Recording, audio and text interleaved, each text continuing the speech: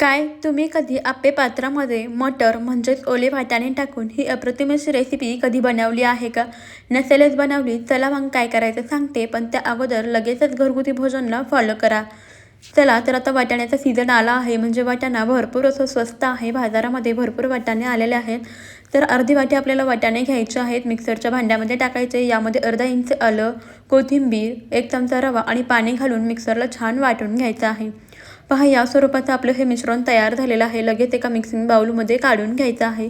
आता यामध्ये काही कट केलेल्या भाज्या घालूया, जसे की हिरवी मिरची, कांदा आणि टोमॅटो घालायचं, थोडीशी हळद घालायची, थोडं लाल तिखट घालायचं, चवीप्रमाणे मीठ घालायचं आणि धणेपूड घालायची आणि हे सर्व जिन्नस व्यवस्थित मिक्स करून घ्यायचं.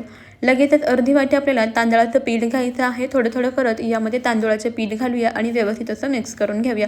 जरासुद्धा पाण्याचा वापर न करता छान असं बघा या स्वरूपाचं आपण मिश्रण बनवून घेतलेलं आहे. सर्वात शेवटी चिमूटभर खायचा सोडा घालायचा, वरून थोडं पाणी घालायचं आणि मिक्स करून घ्यायचं. आता बघा, आपल्याला गॅसवरती आप्पे पॅन गरम करायला ठेवायचं आहे. याच्या सर्व साच्यामध्ये तूप लावून घ्यायचं आहे. इथे तुम्ही तेल किंवा बटरसुद्धा वापरू शकता. आता तूप लावून घ्यायचं आणि हे तयार केलेलं वाटाण्याचं मिश्रण आपल्याला याच्या सर्व साच्यांमध्ये भरून घ्यायचं आहे.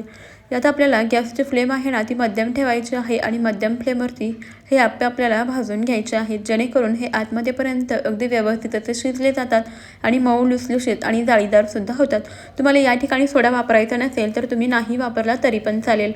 सर्व साच्यांमध्ये मिश्रण भरून घ्यायचं. आता यावरती झाकण ठेवून एक 4 ते 5 मिनटं मध्यम गॅसवरती याला भाजून घ्यायचं आहे. झाकण काढायचं, वरच्या बाजूने थोडंसं तूप टाकून घ्यायचं आणि आप्पे पलटी करून घ्यायचे. पाहू शकता, खालच्या बाजूने अगदी व्यवस्थित असे भाजले गेलेले आहेत. आता याची दुसरी बाजूसुद्धा आपण अशीच भाजून घेऊया. हे आप्पे तुम्ही लहान मुलांना टिफिनसाठी सुद्धा देऊ शकता किंवा नाश्त्यासाठी बनवून खाऊ शकता.